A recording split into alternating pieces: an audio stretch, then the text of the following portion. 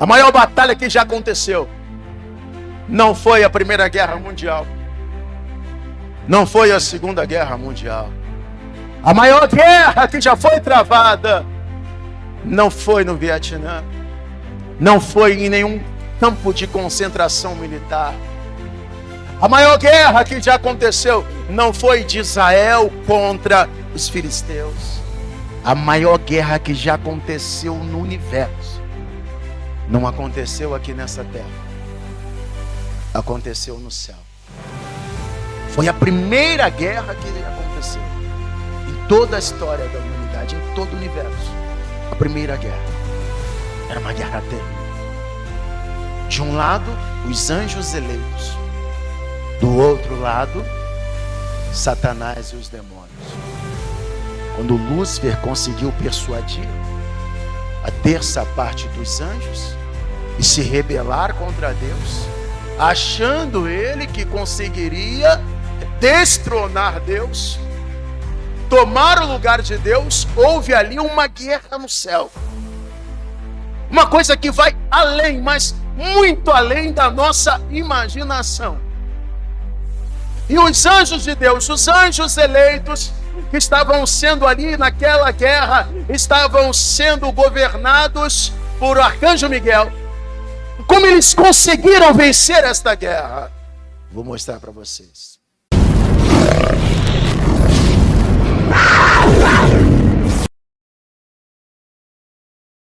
Então, Golias representava o exército dos filisteus e o pequeno Davi representava o exército de Israel, representava o povo de Deus.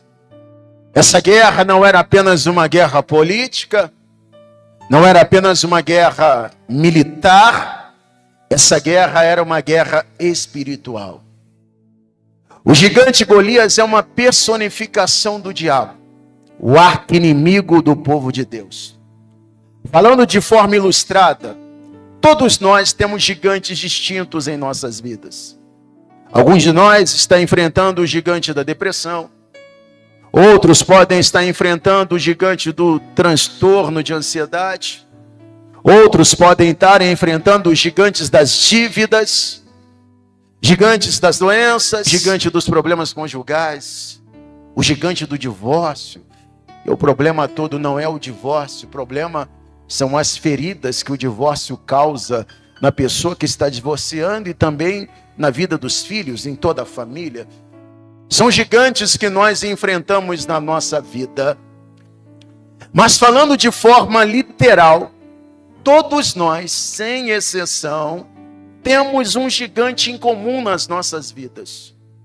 Um inimigo que nos persegue, que nos afronta, que nos odeia demais e que está sempre procurando uma forma de nos atacar. Você sabe quem é esse gigante? Sim, você sabe. Esse gigante é o diabo. Ele é nosso inimigo. E não é só inimigo dos cristãos, ele não é apenas inimigo do povo evangélico. O diabo, ele é inimigo de toda a raça humana. Amém? O diabo não é amigo de ninguém, não. Ele engana as pessoas, fazendo elas acreditarem que ele pode fazer algum bem para elas. Mas o diabo não faz bem para ninguém, ele não sabe fazer o bem. Ele não consegue fazer o bem. Fazer o bem é totalmente oposto à natureza do diabo, porque ele é pura perversão.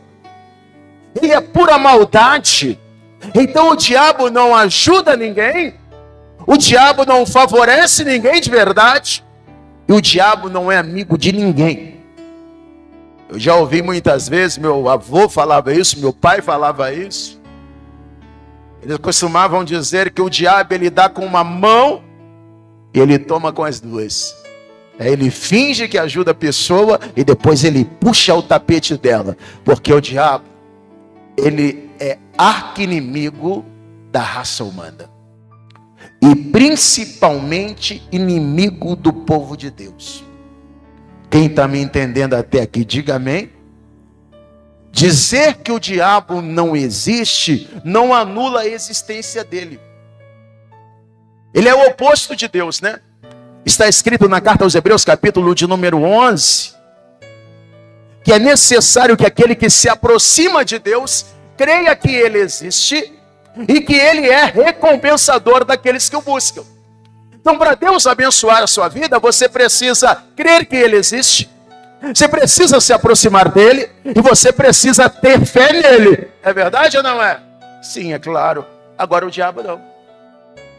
Se a pessoa não crê que o diabo existe, para ele é até melhor. Porque ele se instala na vida da pessoa, ele vai fazendo ali aquele trabalho de destruição na vida da pessoa, e a pessoa, como não crê na existência do diabo, a pessoa acaba achando que ela está vivendo uma maré de má sorte.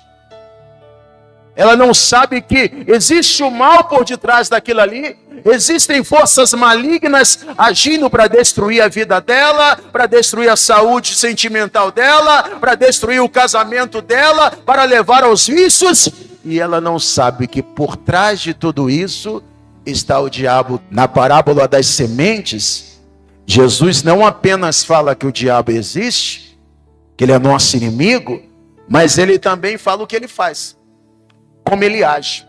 Eu gostaria que você fosse comigo lá no Evangelho escrito por Lucas, para você não ficar só nas minhas palavras. Evangelho escrito por Lucas, capítulo 8. Lucas, capítulo 8. Glória a Deus. Quando você achar aí, você vai dizer amém. Versículo 12.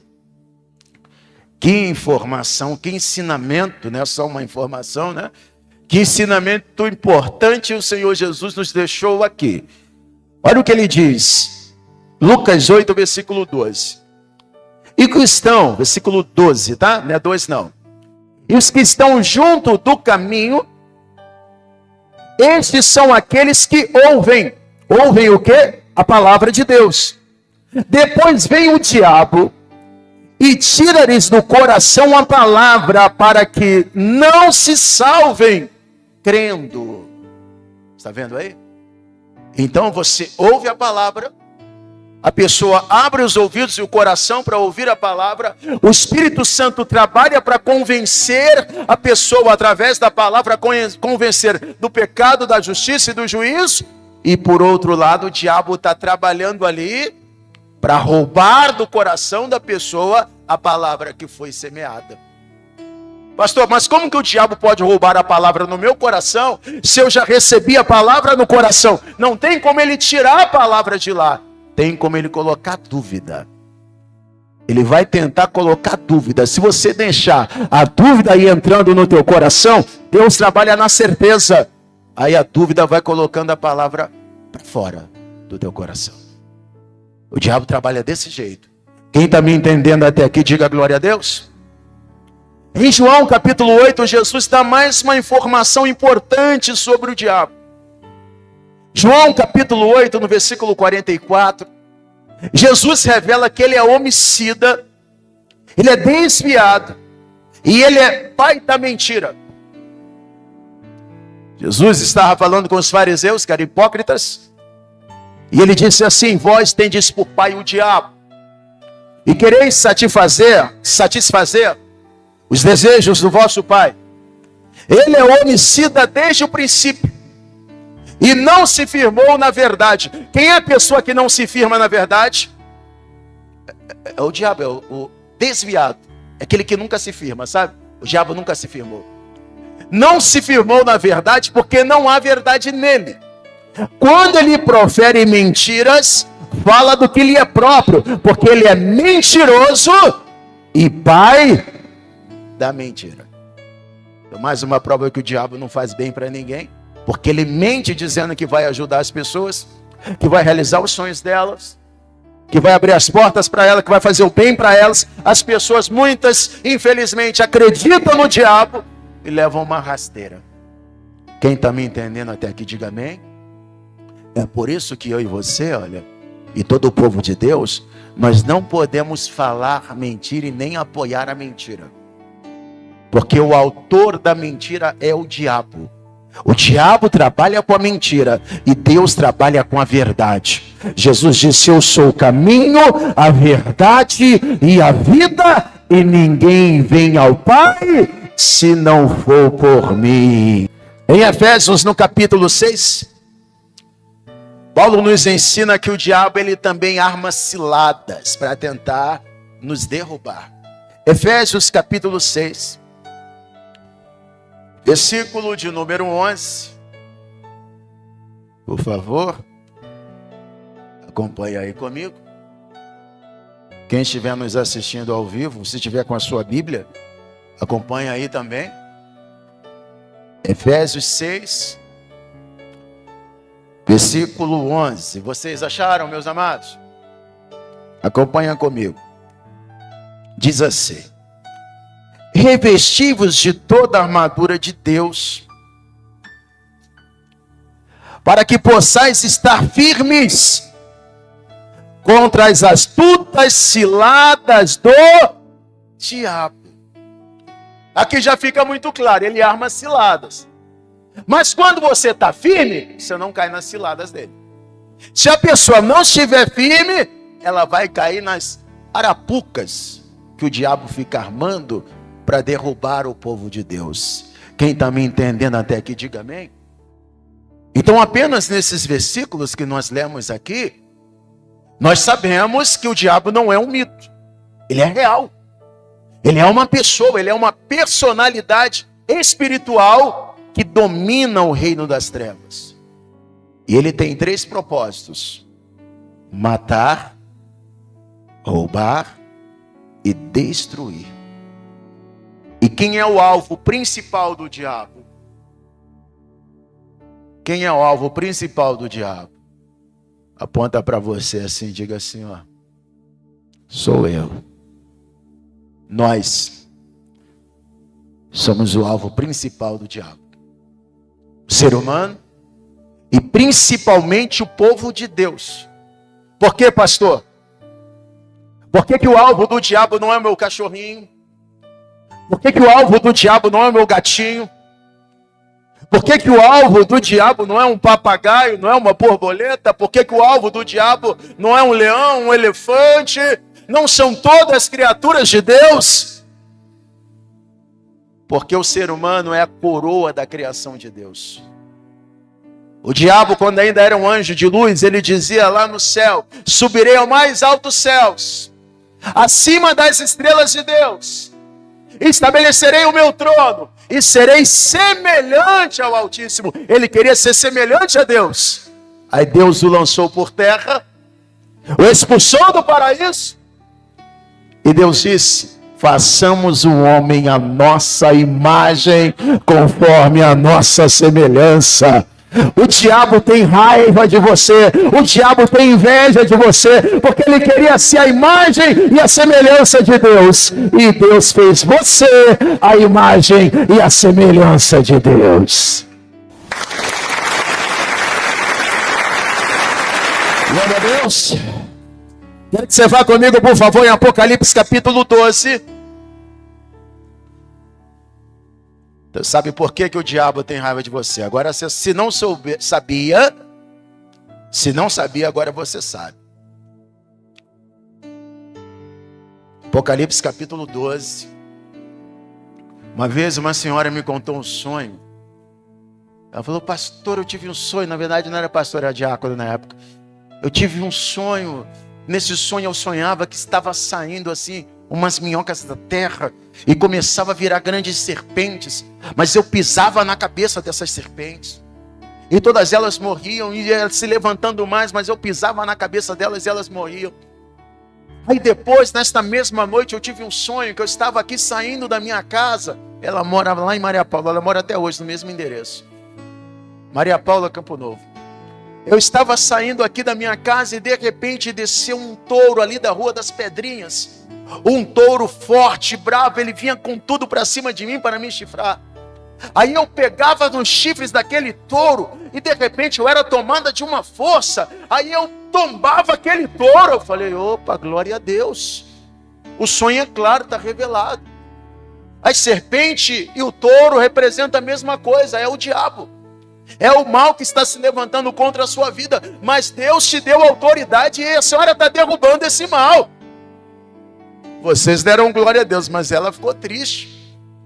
Ela falou assim: por que o diabo está se levantando contra mim? Por que eu não faço nada contra ninguém?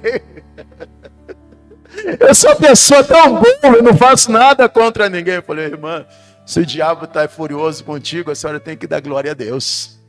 É verdade ou não é, minha gente? O diabo, esse é o estado de espírito dele, é furioso o tempo todo mesmo. Se o diabo se levanta contra você, se ele está furioso contra a tua vida, isso é um bom sinal, quer dizer que você está agradando a Deus. Apocalipse capítulo 12. Capítulo 12, versículo 12 também. Por favor, acompanhem comigo. Diz assim a revelação: alegrai-vos, ó céus, e vós que neles habitais. Então quem é que habita nos céus? Deus, os anjos, os 24 anciãos, não é isso? E ai de vós que habitam na terra e no mar. Quem é que habita na terra? Nós. Opa, é um alerta. Ai de vós que habitam na terra e no mar. Porque o diabo desceu a vós e tem grande ira, sabendo que já tem pouco tempo. Ele sabe que o dia dele vai chegar. Ele já foi julgado, ele já está condenado, ele já está vencido. Amém? Ele sabe que o dia dele vai chegar, quando ele vai ser lançado definitivamente no lago de fogo e enxofre. Ele tem pouco tempo e ele aproveita esse pouco tempo que tem para perseguir o povo de Deus. Para matar, roubar e destruir. A palavra de Deus, ela tem muitas promessas para nós. São mais de 7.000 promessas. E uma dessas promessas é vitória contra os inimigos. Eu quero que você vá comigo, por favor, para não ficar só nas minhas palavras. Deuteronômio capítulo 28, deixa eu te mostrar esta promessa para que você tome posse dela. Eu não quero que você de modo algum tenha medo do diabo. Pelo contrário, quero que você aprenda a palavra para que o diabo tenha medo de você. Deuteronômio capítulo 28.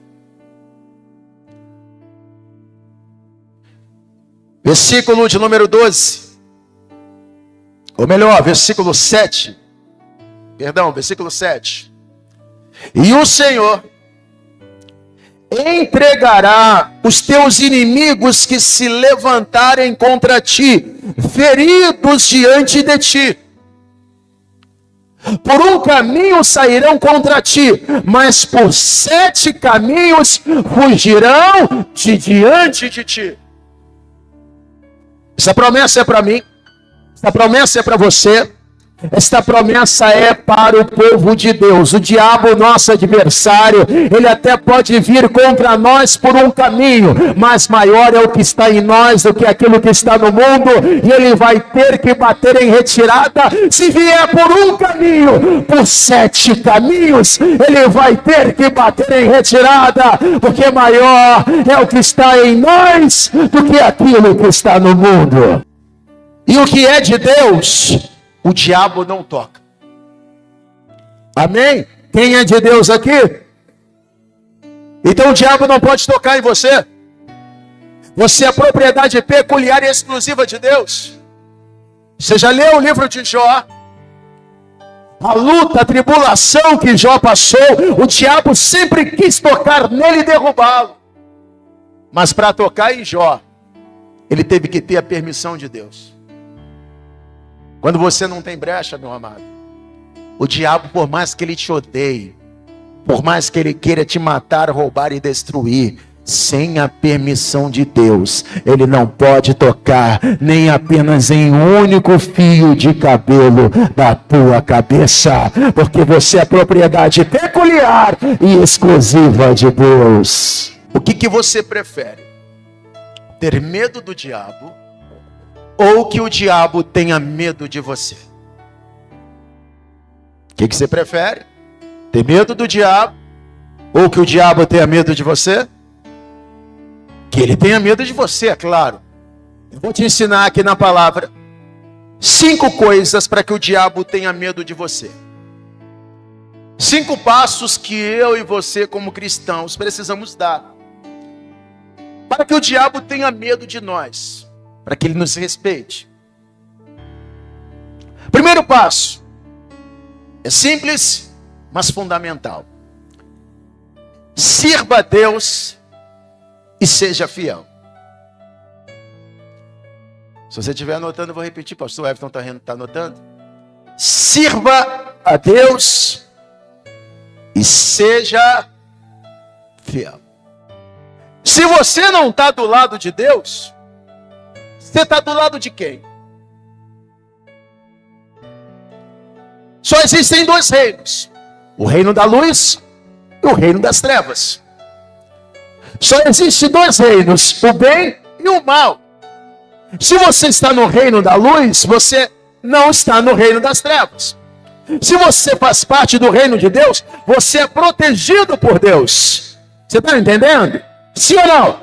Mas quando a pessoa não quer servir a Deus, ela não está debaixo da proteção de Deus.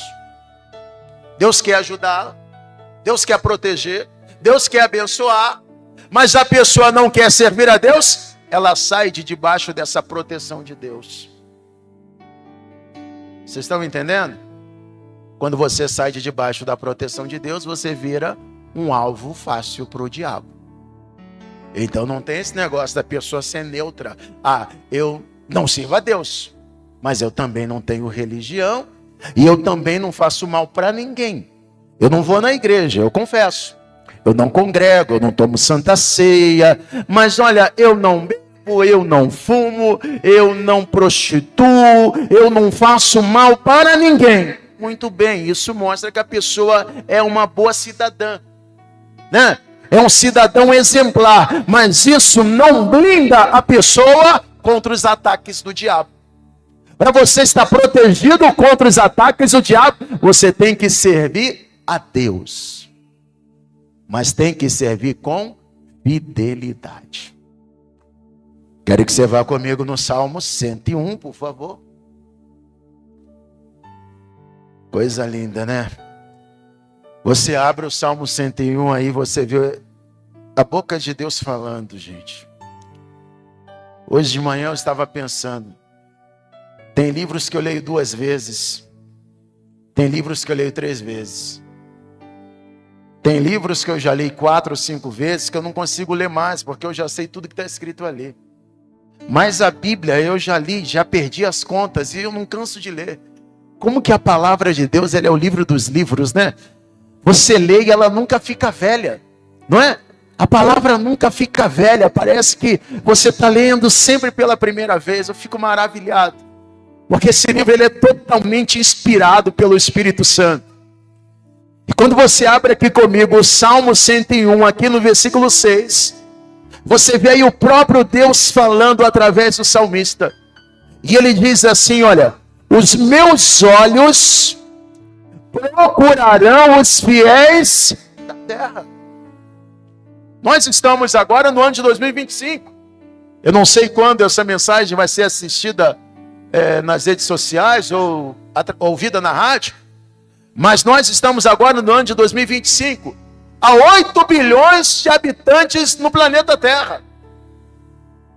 Mas no meio de tanta gente, o número de pessoas fiéis é muito pouco. Vocês estão me entendendo? É difícil encontrar uma pessoa fiel. Para quem é solteiro, não é difícil encontrar uma pessoa certa para casar? Construir família é difícil. Encontrar uma pessoa fiel. E para encontrar uma pessoa para servir a Deus com fidelidade é difícil. Aí Deus tem que ficar procurando. Deus fica procurando na terra. Os olhos dele estão sobre toda a terra, procurando um fiel. Então, para servir a Deus tem que ser fiel e tem que andar no caminho reto, não é no caminho torto, né? O que usa de engano não ficará dentro da minha casa. E o que profere mentiras não ficará firme diante dos meus olhos. Por que a pessoa que profere mentira não vai ficar firme diante dos olhos de Deus? Porque o diabo é o pai da mentira. Então Deus não pode abençoar uma pessoa que vive na mentira, que vive uma vida falsa, um testemunho falso, que engana os outros. Quem está me entendendo até aqui, diga amém. Evangelho escrito por Mateus, capítulo 25. Jesus também nos mostra lá em Mateus, capítulo 25, que a pessoa que vai ser elogiada por Deus, a pessoa que vai ser recompensada por Deus, a pessoa que vai ser abençoada por Deus, é aquela pessoa que também é fiel. Mateus 25. Quando você achar, por favor, diga amém. Versículo 21, na parábola dos 10 talentos, ele diz assim: e o seu senhor lhe disse: bem está, servo bom e fiel, sobre o pouco foste fiel, sobre o muito te colocarei, entra na alegria do seu Senhor. Então, se você for fiel, servo bom, servo fiel, servo que valoriza o pouco, Deus vai te abençoar, Deus vai te recompensar e Deus vai te proteger do inimigo, porque ele não pode tocar num servo fiel. Segundo passo, para que o diabo tenha medo de você: busque conhecimento e pratique a palavra de Deus. Vou repetir. Busque conhecimento, como você está fazendo aqui hoje, e pratique. Às vezes a pessoa conhece, mas não pratica, né? Não adianta nada. Pratique a palavra de Deus. Provérbios de Salomão, no capítulo 4, ele confirma aqui o que eu estou lhes dizendo. Provérbios, capítulo 4. Acompanhe comigo, por favor. O que está no versículo de número 7. A sabedoria é a coisa principal. Adquire, pois, a sabedoria. Quer dizer que a sabedoria você não nasce com ela, mas você a adquire. Você pode adquirir. Adquire a sabedoria, sim, com tudo que possuis, adquire o conhecimento. E no livro do profeta Oséias, no capítulo 4, versículo 6, o próprio Deus disse: o meu povo foi destruído porque lhe faltou conhecimento. Por isso que eu sempre falo para você: olha, anote o que você está ouvindo aqui. Anote. Chegando na sua casa, tendo um tempo, pega a sua Bíblia, confere o que o pastor falou. Estuda aquela mensagem, vai guardando isso no seu coração. Você quer adquirir conhecimento? Um conselho que eu te dou: medita na palavra dia e noite. Leia os livros do pastor João Ribe Palharim. Você aprende tanta coisa quando você lê o livro Jesus, o livro Paráclitos, o Evangelho Reunido. O Evangelho Reunido é uma faculdade de teologia compactada. E se você precisar de um professor ali, para te ajudar, para você aprender mais a palavra, um professor, só aqui nós temos dois aqui, Só nessa reunião aqui já tem dois aqui, Pastor Everton, aqui, e o diácono Edgar. São professores do curso gratuito de teologia do pastor João Ribe Palharim. Se você não fez ainda, eu te dou esse conselho. Faz o curso gratuito de teologia do pastor João Ribe Palharim. Você vai se aprofundar tanto no conhecimento da palavra. Você vai aprender tanta coisa. E vai ser muito, mas muito difícil alguém conseguir te enganar, porque você conhece a palavra da verdade. Amém? Agora não é só conhecer, tem que praticar. Uma vez eu presenciei uma coisa tão triste. Eu atendi um casal de pastores. Naquele tempo eu vinha ser pastor deles dois. E esse pastor, ele era bem mais antigo de ministério do que eu. Mas naquele tempo eu era o pastor dele. E a esposa dele insistiu muito que queria um gabinete comigo, queria conversar comigo, mas queria que o marido estivesse junto. Eu falei, tudo bem, vou atendê-los.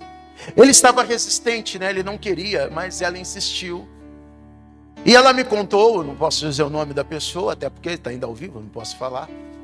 Mas ela me contou que já estava decidida a se separar do marido. E o marido não queria dar o divórcio para ela. E eu perguntei para ela assim, por que você quer se separar do teu esposo? Ele adulterou? Ela, não. Ele te agride, ele te bate? Ela, não. Por quê? Ah, pastor, porque o convívio é muito difícil. Ela contou um monte de coisas, mas teve um momento que ela disse assim, pastor, ele é um excelente professor de teologia.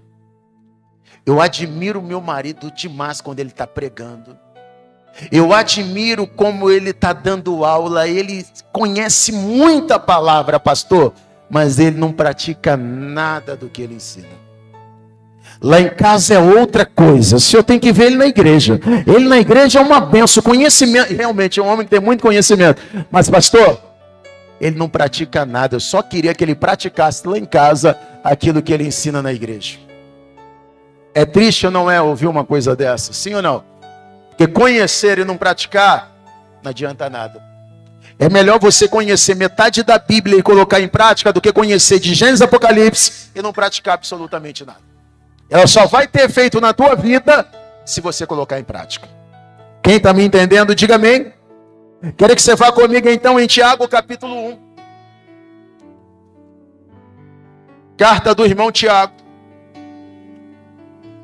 Capítulo de número 1.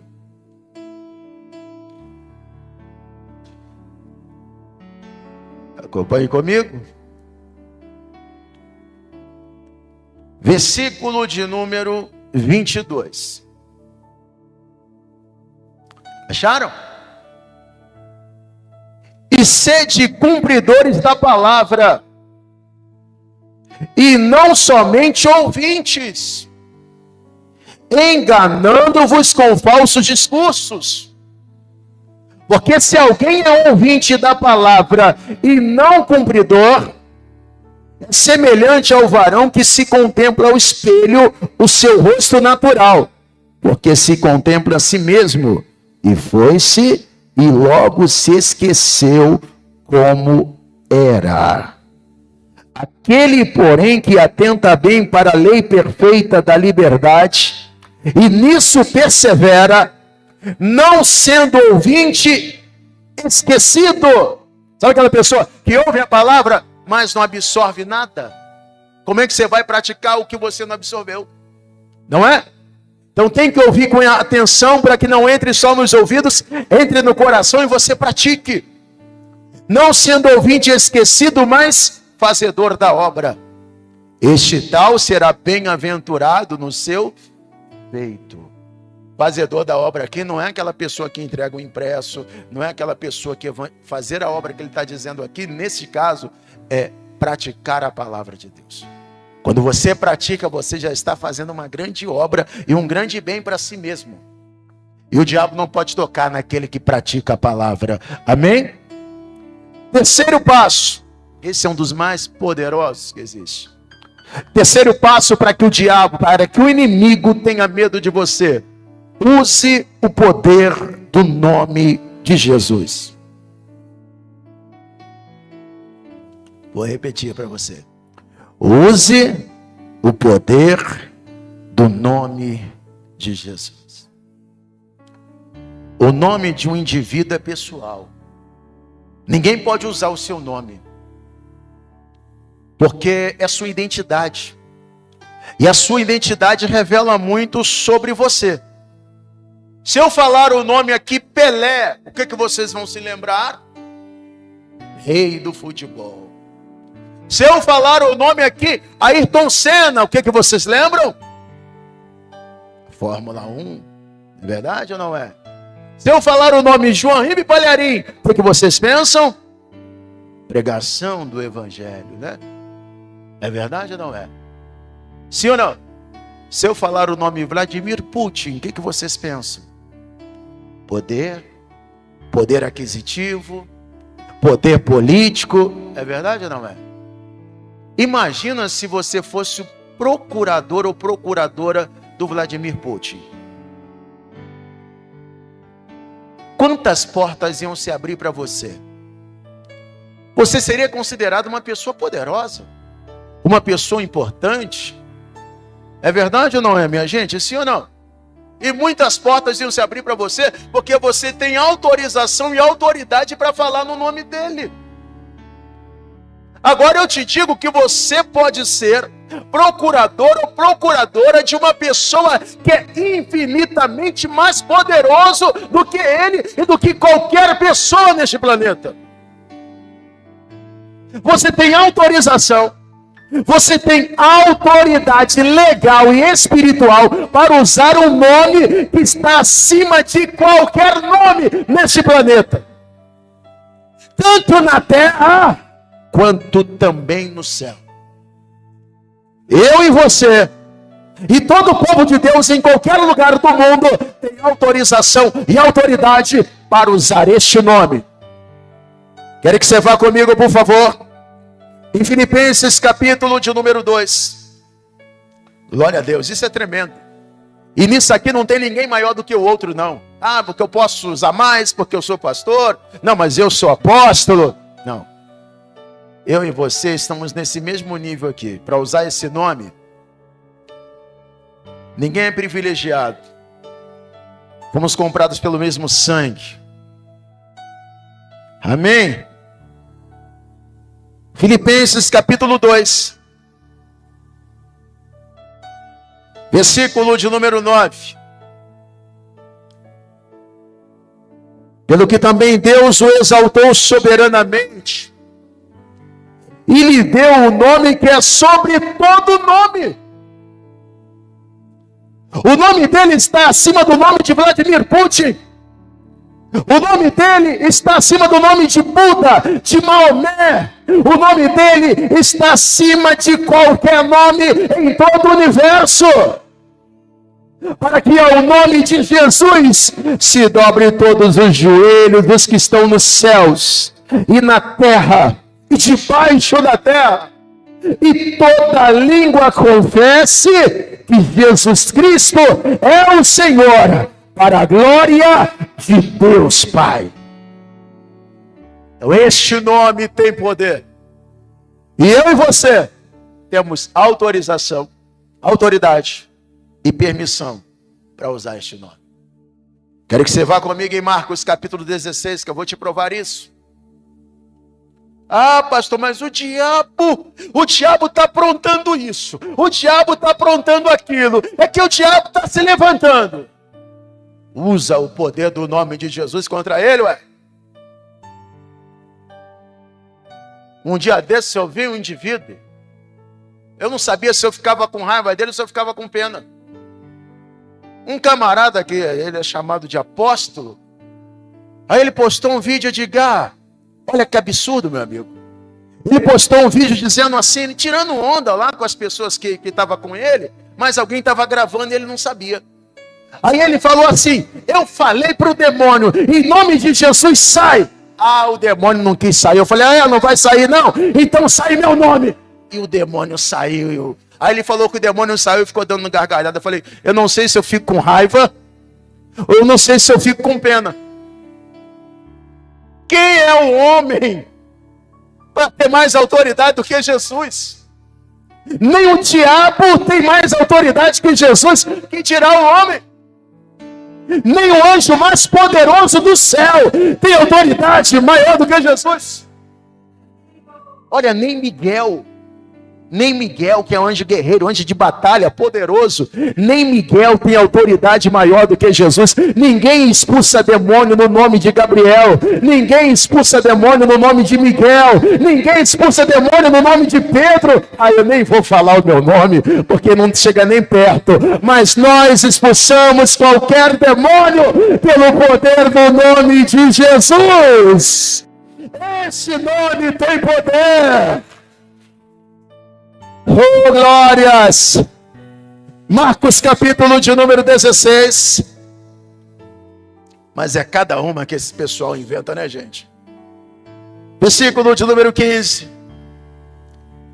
E disse-lhes: ide por todo o mundo e pregai o evangelho a toda criatura.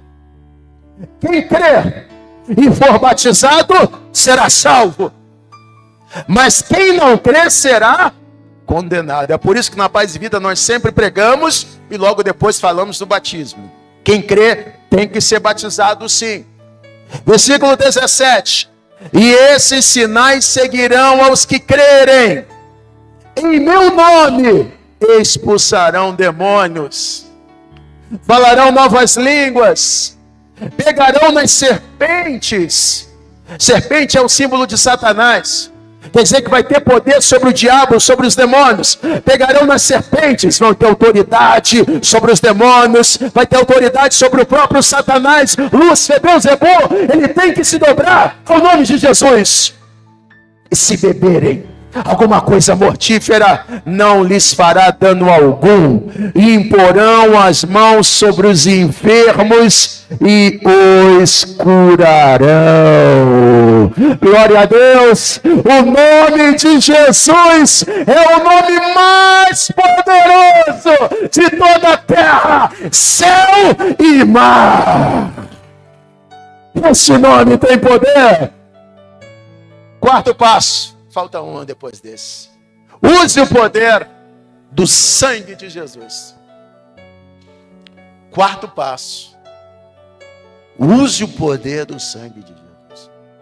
Olha, esse é um dos assuntos mais importantes da Bíblia. Eu fico impressionado. Se você pegar, coloca no Google aí. Coloca no YouTube, mensagens sobre o sangue de Jesus atual. Poucas mensagens. É um dos assuntos mais importantes da Bíblia. E pouco se fala sobre o sangue de Jesus hoje em dia. O pastor João Ribeiro escreveu um livro só sobre isso, o poder do sangue. Eu te aconselho, se você não leu ainda, a ler. Porque o sangue de Jesus, ele é o elemento mais poderoso que há em toda a face da terra. Quem está me entendendo, diga amém. O diabo, ele domina pelo poder do pecado.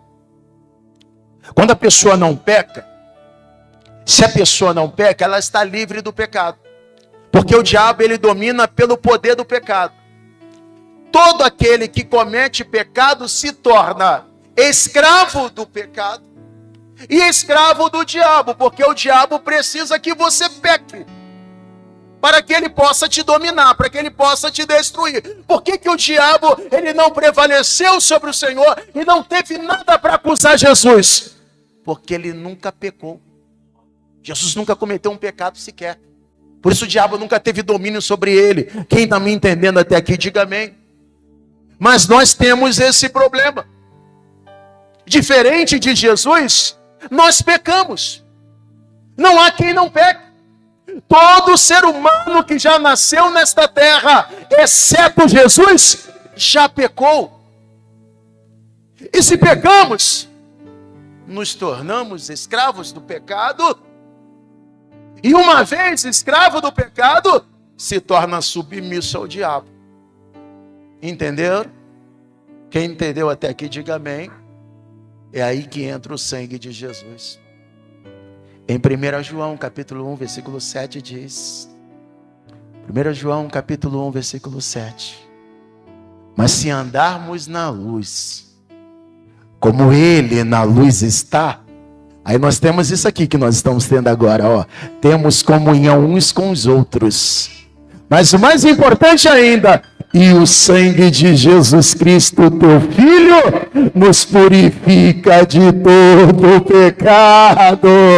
Só o sangue de Jesus é que nos purifica de todo pecado, nos libertando das garras malignas do diabo.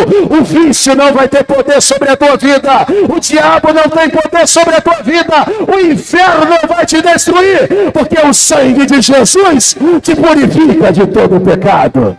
A maior batalha que já aconteceu não foi a Primeira Guerra Mundial, não foi a Segunda Guerra Mundial.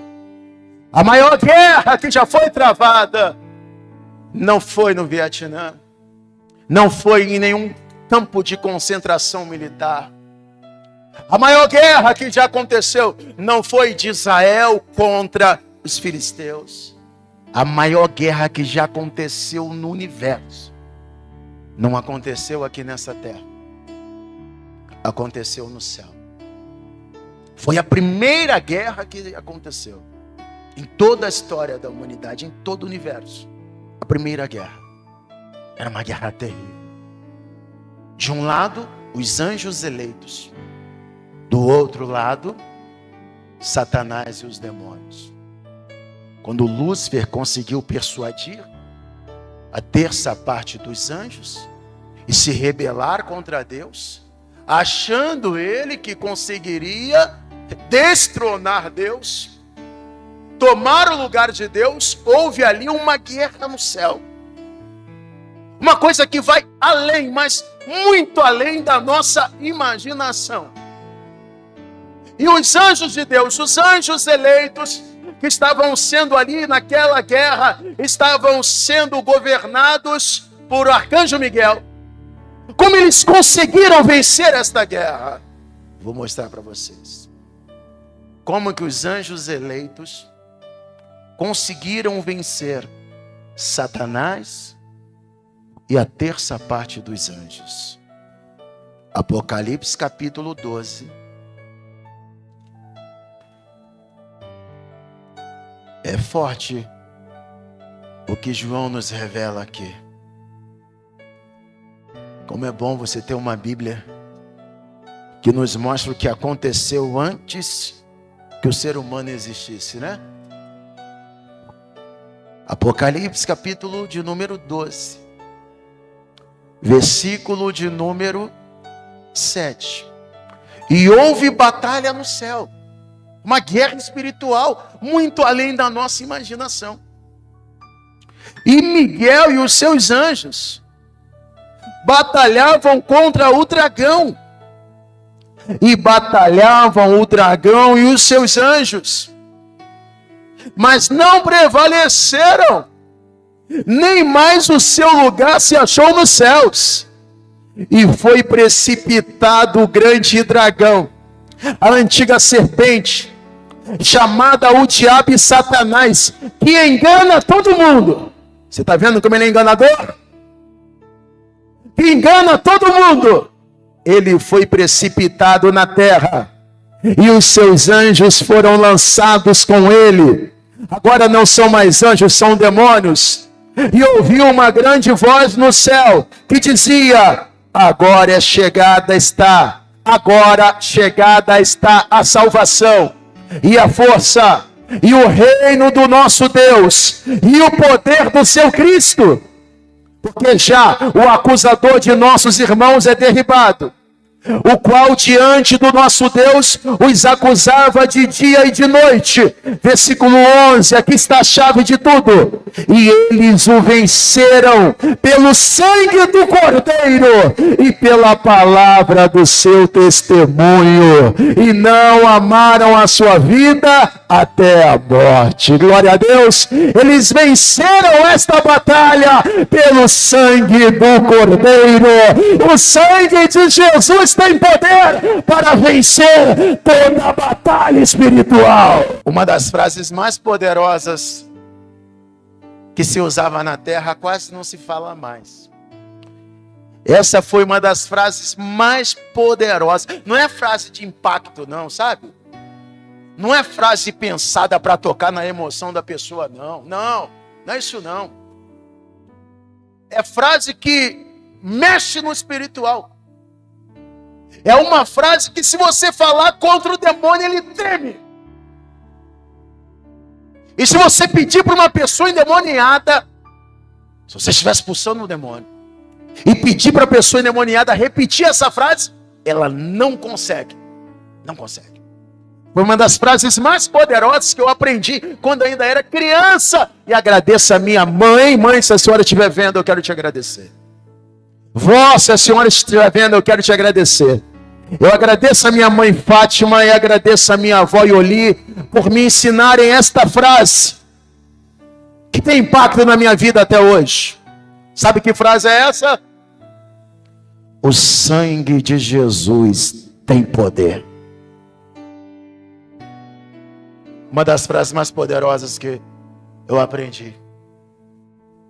Quase não se usa mais hoje. É uma frase que reconhece que você é pecador, mas que o sangue de Jesus tem poder para te purificar de todo pecado.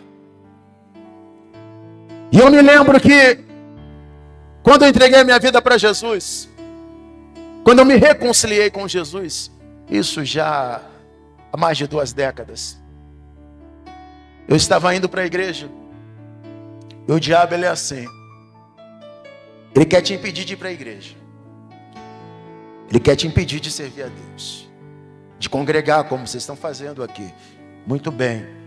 Vocês já venceram o diabo nisso aí. Continuem firmes, tá? Até Jesus voltar. Depois que a pessoa começa a congregar, a frequentar a igreja, e essa pessoa descobre que ela tem um chamado, que ela pode ajudar na obra de Deus, além de só receber, além de só ouvir a palavra, ela também pode ajudar outras pessoas. Ela descobre que ela tem um chamado e ela quer fazer a obra. O segundo passo do diabo é não te permitir fazer a obra de Deus. E ele tentou isso contra mim. O diabo, ele tentou me impedir de fazer a obra. E eu me lembro, gente, faz tanto tempo, mas eu me lembro como se fosse hoje. Toda vez que eu chegava na Paz e Vida de Niterói, eu era membro da igreja. Um obreiro que ficava lá na porta, chamava-se Antônio Moura. Hoje é pastor da Paz e Vida, um grande amigo meu. Quando eu chegava, ele me cumprimentava. O obreiro bom é assim. Cumprimentava, dava um sorriso, perguntava o nome. Perguntou a primeira vez. Depois que eu disse, nunca mais ele me chamou. Depois que eu disse, ele sempre me chamou pelo nome. Eu chegava, ele: Alexandre Teodoro, seja bem-vindo. Alexandre Teodoro, seja bem-vindo. Bom culto para você, hein? Bom culto para você. Toda semana era assim. Quarta, sexta e domingo. Um dia eu cheguei, o Antônio Moura estendeu a mão e falou... Ele nem falava Alexandre Teodoro, ele falava Alexandre Santos Teodoro. Quando é que você vai fazer a obra?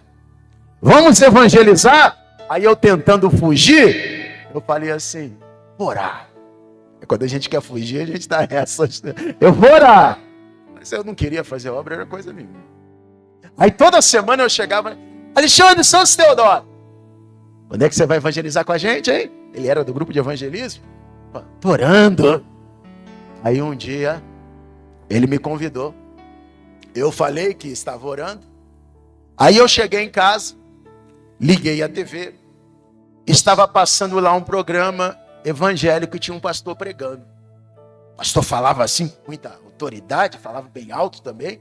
E o pastor falou assim, quando é que você vai evangelizar, rapaz?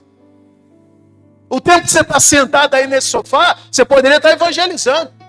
Já te chamaram para evangelizar várias vezes e você fica dando desculpa, falando que está orando, rapaz. Você não percebeu o chamado de Deus? Eu falei, meu Deus, aquele dia, o cajado desceu através da televisão.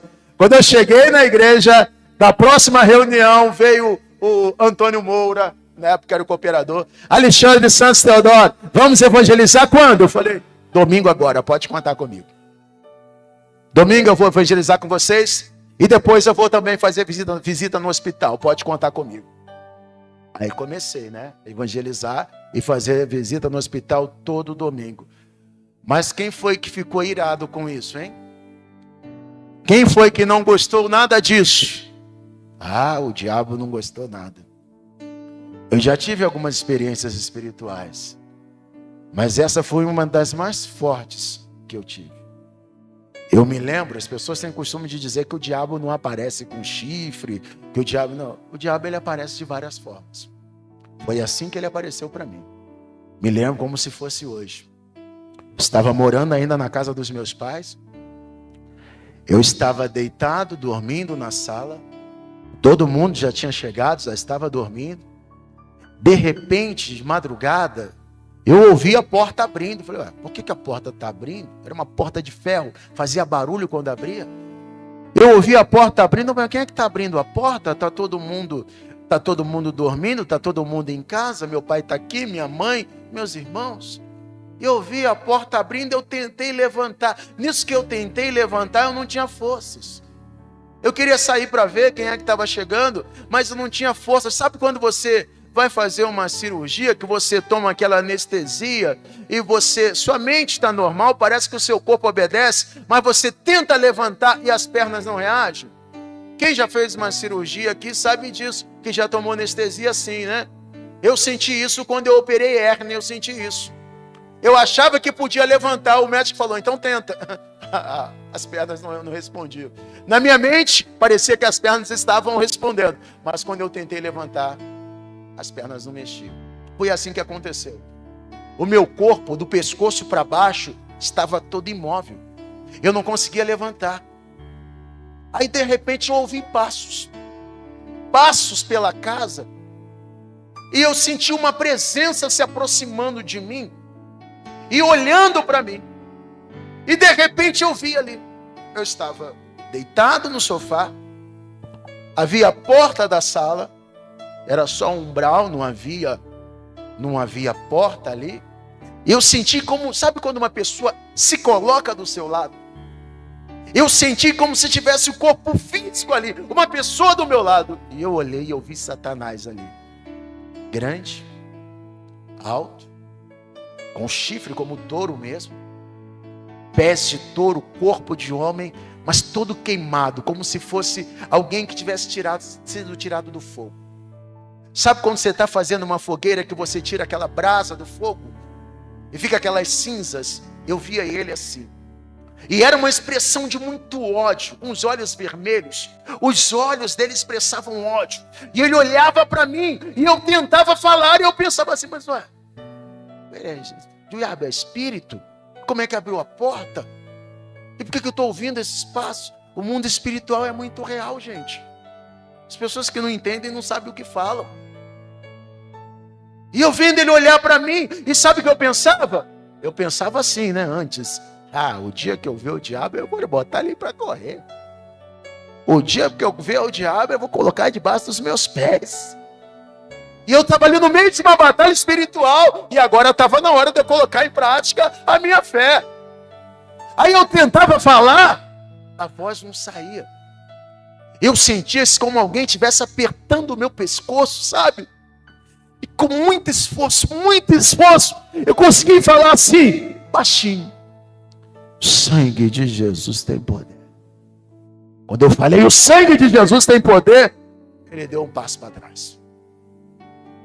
E eu continuei me esforçando, tentando falar mais uma vez. Era aquela luta, como se alguém apertasse o meu pescoço, o ar estava faltando, e eu não estava sonhando, eu estava acordado. E com muita luta eu consegui falar mais uma vez, o sangue de Jesus tem poder. Eu falei, ele deu mais um passo para trás.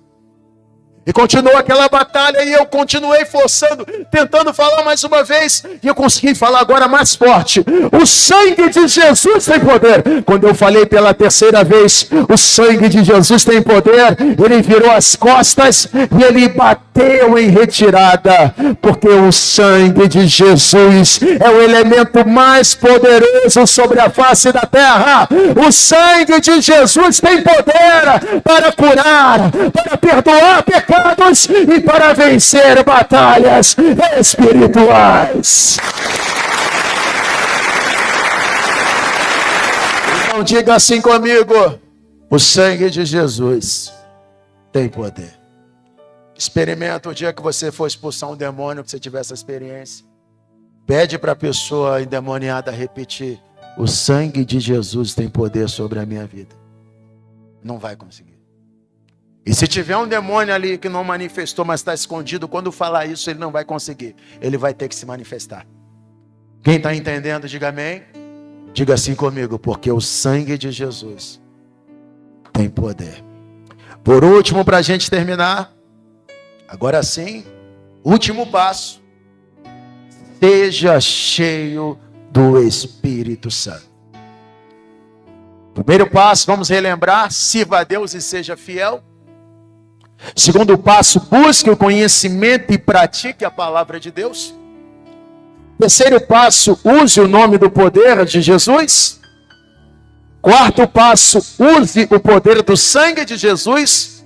E por último, para a gente terminar, seja cheio do Espírito Santo. Tudo o que Jesus fez, Ele fez pelo poder do Espírito Santo. Jesus investiu muito tempo na vida dos discípulos. Ele treinou os discípulos para que se tornassem apóstolos por 3 anos e meio, para dar continuidade ao trabalho que ele começou. Um trabalho de urgência. Mas Jesus disse para eles: vocês não vão sair de Jerusalém enquanto do alto não forem revestidos de poder. Amém? Então, esse é um conselho que eu te dou. Procure cada vez mais ser uma pessoa cheia do Espírito Santo. Nunca se preocupe em ter cargo na igreja. Nunca se preocupe. O que tiver que ser, você vai ser. Se preocupe apenas em ser um cristão, uma cristã cheia do Espírito Santo. Amém?